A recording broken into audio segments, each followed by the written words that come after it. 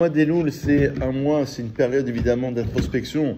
Comme on rappelle chaque année que 40 jours avant bien sûr la période de Kippour, il y a les Slichot, il y a la période des pardons, où on se lève très tôt le matin, on demande pardon à Hachem, et on se rappelle que ce sont les 40 jours, 3 fois 40 jours pendant lesquels Moshe Rabbeinu est monté auprès de Dieu. C'est cette dernière montée correspond au pardon lors de la faute du veau d'or. Dieu va accorder son pardon, on a dit hier, le jour de Kippour. Donc il deviendra plus tard le jour de Kippour en vérité. Quand il va lui dire Salarti Kidvaricha, j'ai pardonné selon tes paroles, ça correspondait bien sûr au Ditishri, qui correspond naturellement au 10 du mois de Kippour. Voilà, la moitié. Merci. Maintenant, ça c'est une première idée, un premier point important. Donc c'est les chot, ça veut dire les pardons. Ce sont des reprises des prières qu'on fait le jour de Kippour principalement. On adresse les 13 attributs divins. Et mois d'Elul, ça correspond au dernier mois de l'année. Ça correspond à l'attribut de Gad.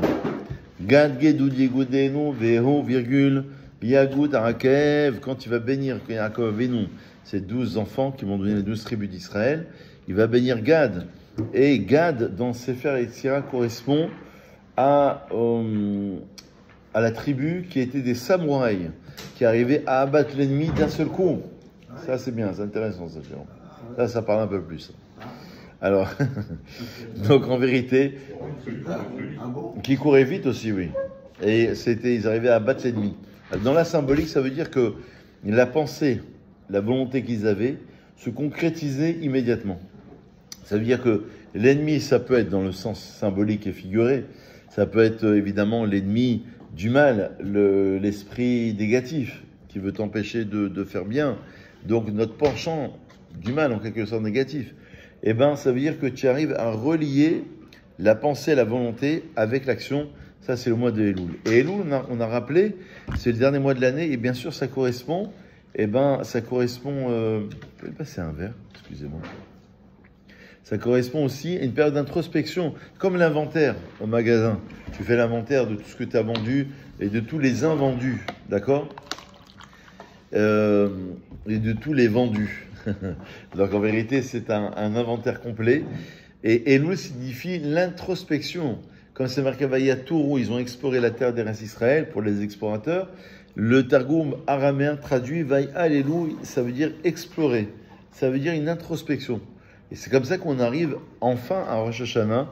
On va pouvoir, ça c'est l'introduction, commencer le cours, et avec de nouvelles résolutions, avec un détail en plus, une mitzvah qu'on ne faisait pas auparavant, une action qu'on ne faisait pas auparavant. Et chaque année, on évolue un peu. On va l'appuyer sur un verset dans la Torah qu'on va répéter à maintes reprises pendant la journée du jour de Kippour.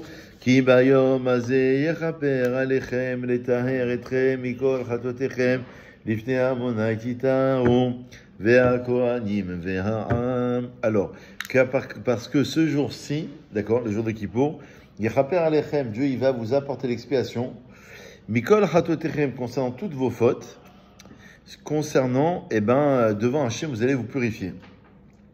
Alors, la Gemara évoque dans Yoma, page 86, 4 niveaux repris par le Rambam Ilchot Teshuvah. Si quelqu'un n'a pas fait un commandement positif, c'est-à-dire qu'il n'a pas mis le talit ou les téfilines, par exemple, Enozaz Bisham Hache Mochalim Lo. Il fait Teshuvah.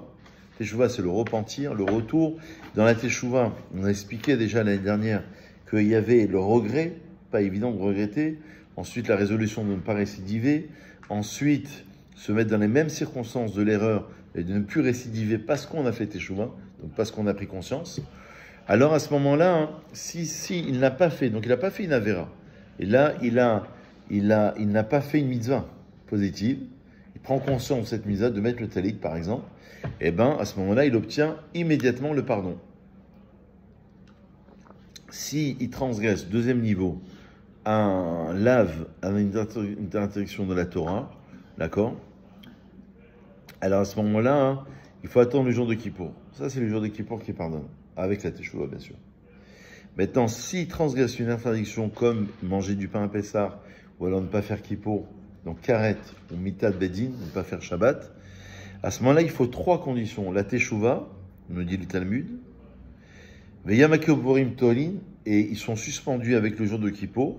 Il faut en plus les Yisourin, les épreuves. Les épreuves viennent un petit peu nettoyer les différentes strates d'impureté, de scorie.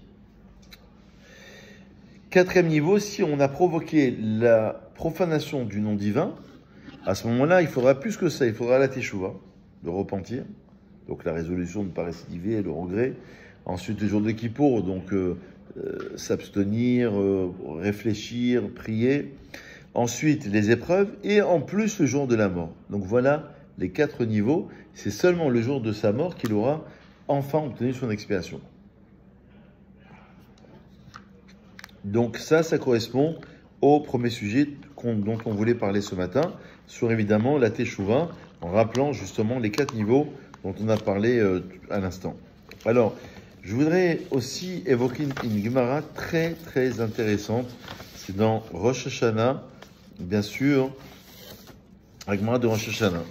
Alors, la Gemara de Rosh Hashanah nous dit que il y a un grand verset, je voulais vous le faire dans les mots, il y a un grand verset qui dit la chose suivante, voilà, qui dit « Kol hamaravir al minotav » celui qui s'est outrepassé sur ses vertus personnelles, c'est-à-dire qu'on l'a vexé, c'est-à-dire qu'on l'a méprisé, il passe au-dessus de ce mépris, il pardonne facilement, on l'a, je sais pas, on a dit du mal sur lui, on a mal agi vis-à-vis de lui, puis il passe. Alors Dieu il va se comporter de la même manière.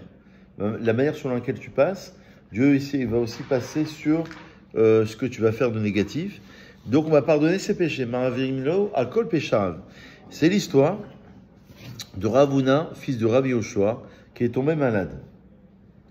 Rav Papa l'Eshayuele B. La Gemara dans Rosh Hashanah, page 17, nous dit que Rav Papa est venu lui rendre visite, s'enquérir de ses nouvelles, savoir comment il allait. Chazia de Khalishli Alma. Il a vu qu'il avait du mal à supporter, qu'il était extrêmement faible et que, comme on pourrait dire en français, qu'il porte le monde sur ses épaules. Alors, Amar Lehu Sevitu les Abdata. Alors, il lui a dit, comme quoi, au lieu de le rassurer, il l'a un petit peu enfoncé. Il n'a pas rassuré. Le problème, c'est que, enfin, la bonne nouvelle, c'est que les Sophites part. À la fin, hein, il a été guéri et il s'est sorti de cette maladie tragique. Il a failli passer, quoi. Alors Rav Papa, qui ne l'avait pas consolé et réconcilié, etc., avec son état, il avait honte d'aller lui rendre visite. Alors, mais il lui dit, quand tu étais sur le point de partir, qu'est-ce que tu as vu? Parce que vous savez que l'âme, elle commence à se détacher. Ensuite, il est revenu. L'âme est revenue dans son corps, mais à ce moment-là, il a commencé à voir des choses et qui pouvaient éventuellement se passer. Il lui a dit, Inachi Hava, effectivement, je devais mourir. Effectivement, je devais mourir. Alors, il lui dit, qu'est-ce qui s'est passé? Comment ça se fait que tu es revenu à la vie? Mais, vers Maléo, il a vu le tribunal céleste qui était en discussion sur son cas. Dossier Cohen. dossier Ben Toussaint. Dossier. Donc, chacun, il a un dossier bien particulier, avec bien numéroté. On a sorti sa fiche. On a dit, oh là là, mais lui, il faut le laisser encore en vie. Pourquoi? Ro'il velomoki bemile. Parce qu'en vérité, quand on lui dit quelque chose, on le méprise ou alors on le vexe, il ne tient pas rancune. D'accord? Et au contraire, il arrive à outrepasser sur ce qu'on aurait pu lui faire. Et donc, puisque lui il pardonne, on va aussi lui pardonner, on va lui rallonger la vie. Donc, l'otakomubade. Donc, laissez-le tranquille, laissez-le encore vivre quelques années. Chez les marques, comme c'est marqué Noseravon, dans les 13 attributs divins qu'on rappelle dans les prières, dans les slichot, le jour de Kippour, Dieu, il porte le péché. C'est-à-dire, ton péché, on dit dans les 13 midot, 13 attributs divins, eh ben, il le prend. C'est Dieu qui le prend et qui le porte. Ve'envers al pécha. Et Dieu, il arrive à passer sur la négligence. Quand tu as été négligent, quand tu as fauté, alors il y a plusieurs catégories de fautes, la faute volontaire, involontaire, Dieu, il passe dessus. Les mines seravon, les envers pécha. De la Gemara nous dit, sur qui Dieu, il arrive à porter le péché, pour qui il arrive à porter le péché? Pour celui qui arrive à outrepasser sur ce qu'on aurait pu lui faire. Voilà la deuxième Gemara dont je voulais vous parler ce matin. Ok. Troisième passage talmudique, c'est que, toujours dans la Gemara, on nous dit qu'un des grands maîtres d'Israël était en train de partir, et les élèves aussi étaient en train de pleurer. Et Rabbi Akiva, comme l'histoire de Rabbi Akiva, lorsqu'il a vu la destruction du temple, rappelez-vous, on en a parlé ces dernières semaines, et qu'il a commencé à rigoler, et les autres pleuraient. Évidemment, il pleurait parce que le temple était détruit, et lui, il rigolait. Parce que Rabbi Akiva, il arrive à percevoir, on a expliqué, la fin des choses, la fin de l'histoire, l'objectif à atteindre. Il arrive à comprendre ce qui se passe. Donc toi, tu es affairé dans le monde du quotidien temporel, mais lui, il arrive à percevoir qu'est-ce qui se passe derrière. Donc même s'il y a une souffrance, comme aujourd'hui, il y a l'exil, il y a l'antisémitisme, il y a beaucoup de choses, les grands rabbinim, ils arrivent à percevoir que tout ceci entraîne par exemple un élément de tchouva, de retour d'Israël vers son identité, vers sa culture, vers son histoire, et renforce Israël, et au contraire, de tout ce qui se passe, ne va sortir que du bien. Ça, c'est la puissance de Rabbi Akiva. Donc il leur a dit, de la même manière que ces prophéties-là se sont réalisées de destruction, il y aura des prophéties de reconstruction qui se réaliseront aussi. Alors concernant ce grand maître qui était en train de partir, Rabbi Akiva a commencé à rigoler. Un molo, les élèves lui ont dit, Lama, tamesachek, pourquoi toi, Rabbi Akiva, tu rigoles? Alors que les autres, ils voient leur maître en train de partir, et normal, naturellement, humainement parlant, ils pleurent. Alors il leur a dit, et vous, dites-moi, racontez-moi, pourquoi vous pleurez? À Molo, ils lui ont dit, Efshar Sefer Torah Shaul Betsaar Velonifke, est-il possible qu'un Sefer Torah, il réside dans la souffrance, et quoi, on ne va pas pleurer? On ne peut pas pleurer pour ça? Sefer Torah, c'est l'allusion à cet érudit en Torah qui est en train de souffrir. Alors Amalaïm leur a dit, les Kachani Mesachek, c'est pour cela que je rigole. Tout le temps j'ai vu mon maître, ce maître-là, dont son vin n'est pas devenu du vinaigre, son lin n'a pas été frappé, son huile ne s'est pas asséchée, et son miel n'a pas tourné non plus. J'ai dit, peut-être, puisqu'il a tout le bonheur, toutes les suffisances dans ce monde, peut-être que Kibel Olamo, Kibel Rabbi Olamo, peut-être qu'il a reçu sa récompense dans ce monde-ci. Et maintenant que je le vois souffrir, je suis heureux. Je me dis, il aura une récompense dans le monde à venir. Vous voyez la philosophie juive. Je vais à Rachav, j'ai dit, Rabbi Betsa, ni sa mère, je suis heureux. Alors, Amarlo, Akiva, donc il lui a dit, Akiva, Kulem Chisati Minatora Klum. Alors il a dit, oui, mais est-ce que moi j'ai ce maître qui souffrait? Est-ce que moi j'ai loupé quelque chose de la Torah? Est-ce que j'ai manqué quelque chose qu'il fallait pas faire? Ou qu'il fallait faire que je n'ai pas fait?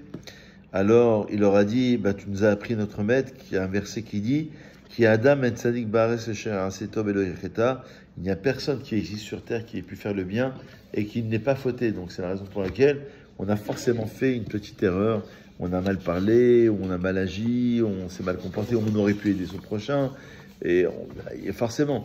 Donc le judaïsme, c'est pas évidemment la culpabilité, c'est pas une notion de culpabilité, pas du tout. C'est une notion de responsabilité, d'introspection, prise de conscience. C'est plus une prise de conscience. C'est pas de dire voilà, on est coupable, voilà, on est puni actuellement. Non, c'est un réveil. C'est ça le mois d'Elul, c'est une forme de réveil et de teshuva absolument. Alors la Gemara va faire aussi l'éloge de la teshuva. Par exemple, elle va dire que, alors il y a plus plein de degrés. Il y a la teshuva par amour, et il y a la teshuva par crainte. Le repentir par crainte, dans la crainte, il y a deux niveaux. Il y a la crainte du châtiment. J'ai peur de transgresser telle chose, de peur que Dieu me punisse. Mais il y a aussi la crainte révérentielle et la crainte où il y a le sentiment d'un respect vis-à-vis de Dieu.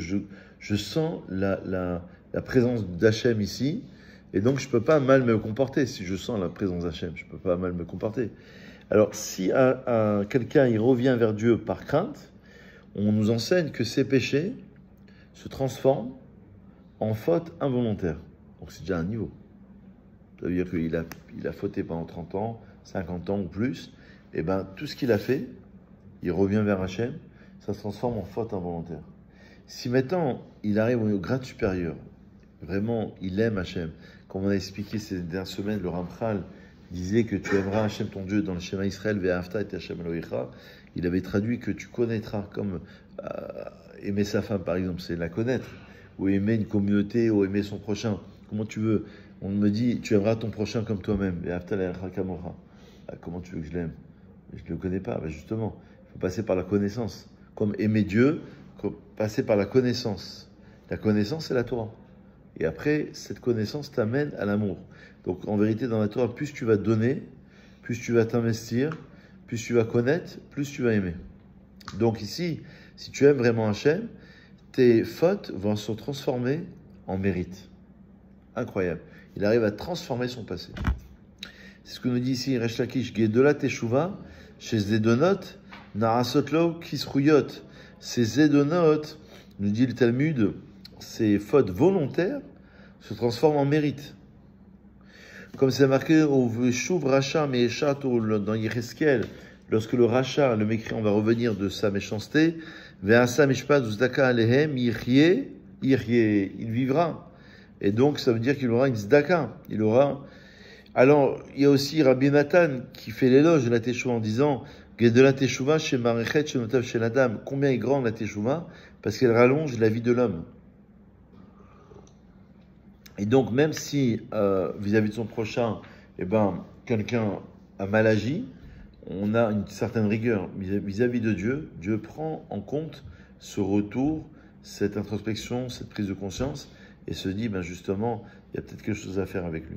Donc, ce qu'il faut retenir ce matin, si vous voulez, très rapidement, je vous ai fait un petit résumé du cours d'hier, mais ce qu'il faut retenir, c'est prendre au moins cette conscience du mois d'Elul, que c'est une chance, avant Rosh Hashanah, une forme de préparation, d'introduction, et de prendre un détail en plus, une petite étude en plus, un télim en plus, une tzedaka, une mise de téphilin, et tout ça, sont des petites actions, parce que toutes les mitzvot sont reliées entre elles. Donc, toutes ces actions, elles entraînent forcément des conséquences sur un état plus général. C'est ça la période de Rosh Hashanah de Kippour, qui est une période vraiment faste pour revenir vers Hachem. Voilà, petite réflexion pour ce matin. Hazak au Hazak.